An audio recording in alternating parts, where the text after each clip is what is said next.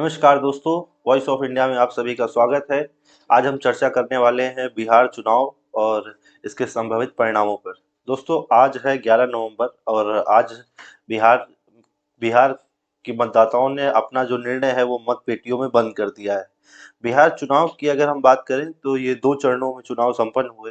पहला चरण और दूसरा चरण। पहले चरण का जो मत था वो 6 तारीख को पड़ चुका है और आज अंतिम और दूसरे चरण और अंतिम चरण का मत 11 नवंबर को सभी 122 सीटों के लिए लॉक कर दिया गया है। 243 कुल सीटों पर अब सारे वोट पड़ चुके हैं और अब 14 तारीख को ये वोटों की गिनती होगी और उसके साथ ही पता चलेगा कि किसकी बिहार में सरकार बनने जा रही है। क्या तेजस्वी की लालटेन चमकेगी या फिर एक बार नीतीश ही सीएम पद के लिए आप वापस अपनी दावेदारी पेश करेंगे।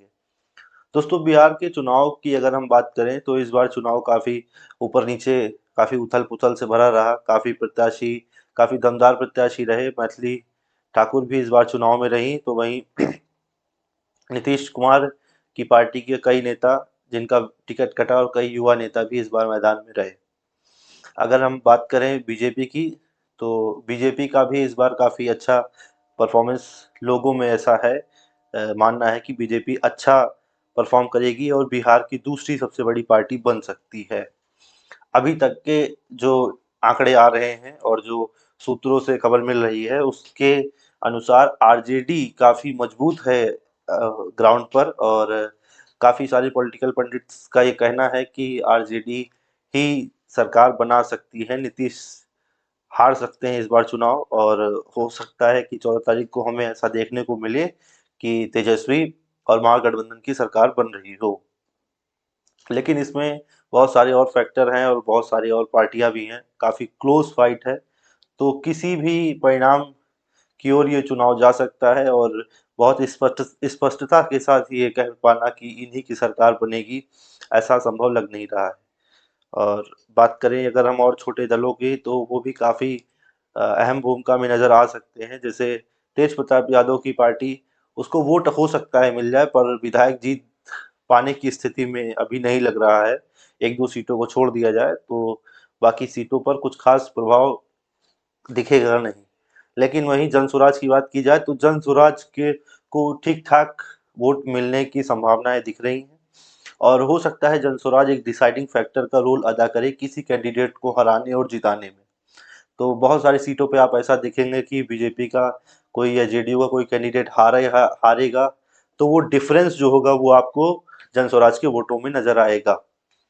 और इसके साथ ही अगर हम और पूरे चुनाव की बात करें, पूरे 243 सीटों में, तो मोकामा काफ़ी बहुचर्चित रहा दुलार चंद यादव हत्याकांड की कारण। लेकिन मोकामा में भी जो निकल के इंटरनल ग्राउंड सर्वे आ रहा है वो ये अनंत सिंह के पक्ष में ही जाता हुआ दिख रहा है और काफ़ी क्लोज फाइट बताई जा रही है दोनों ही बाहुबली नेताओं में के बीच में। और बाकी और सारी सीटों की अगर हम बात करें, खासकर सीमांचल के इलाके में, तो वहाँ काफ़ी हमें बड़े बदलाव दिख सकते हैं। और असदुद्दीन ओवैसी का एक फैक्टर जो पिछली बार बिहार चुनाव में काफ़ी बढ़ चढ़ कर बोला था और वो 5 विधायक भी बनाने में कामयाब हुए थे, इस बार ऐसा होता हुआ नहीं दिख रहा है। और हमें दिखेगा कि ज़्यादातर जो मुस्लिम वोट है वो आरजेडी के साथ इंटैक्ट नज़र आएगा।